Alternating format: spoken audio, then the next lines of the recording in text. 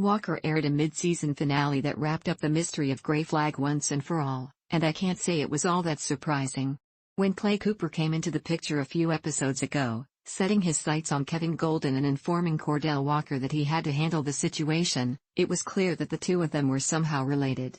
My initial gut instinct was that Clay was Kevin's father, but it turns out, they were brothers, and Kevin's motive, which was unclear for much of the season, as was his vendetta against Cordell and his reason for killing off every member of his former unit, was that the foursome abandoned Cooper during battle. Color him surprised when Clay walked into that airport hangar very much alive. Unfortunately, by that point, the damage had been done and Kevin was too far gone in his revenge scheme for anyone to actually reason with him. Quite frankly, Kevin's motivation watered down what was a pretty incredible twist that revealed him as the mastermind behind Grey Flag. Though, to be honest, I don't even know if he was, because his brief squabble with the billionaire Danny Dawson, who he then killed, revealed that Kevin was just a political figure they recruited, the they remaining rather ominous. However, Danny never condoned the kidnapping and torture of Cordell and his brother, so that was solely Kevin's rogue mission. Either way, Kevin was the person that had a beef with Cordell, and he went above and beyond to infiltrate Walker's life by schmoozing his family and even getting close to Cassie by pursuing her romantically. No one saw Kevin coming. I guess maybe Cassie did, in a way, which is kind of concerning since they are all Rangers. He played the part well, and before Cordell knew it, he was being framed for a bombing that took out 6 of his fellow Rangers and Julia, the reporter he'd been spending quite a lot of time with, in addition to putting the mayor in the ICU. After the explosion, Cordell made a run for it, which made him look guilty. At first, I didn't really understand why the FBI thought that Cordell was Kevin's accomplice, but eventually, his decision to run made sense. Kevin planted a ton of evidence against Cordell, which is what Julia was trying to tell him right before the explosion. If someone like Julia, who knew Cordell and trusted him, could be swayed by the information Kevin was feeding her, the FBI would eat it right up. And they did.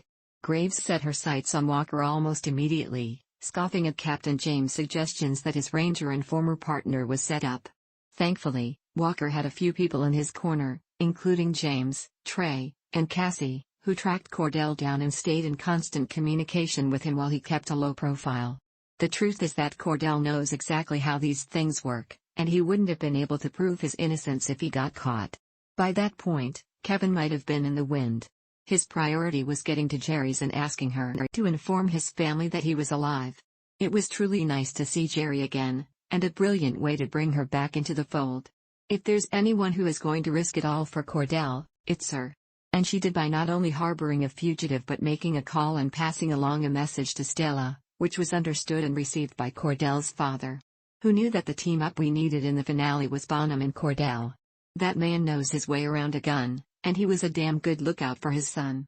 Jerry did the right thing by calling Cordell's father because he was spewing nonsense by suggesting that maybe his disappearance would be the best for the family. He's put them through a lot, that's true, but their biggest concern is his safety, and not having him around brings them more stress than anything else.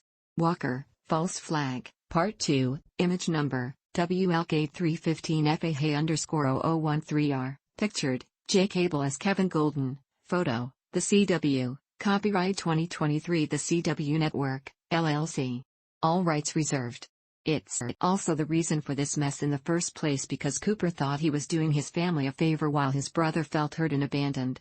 Admittedly, the Clay/Kevin relationship wasn't really explored, so their conversation fell a bit flat as we couldn't fully understand the extent of Kevin's pain when he mentioned being left alone with his father.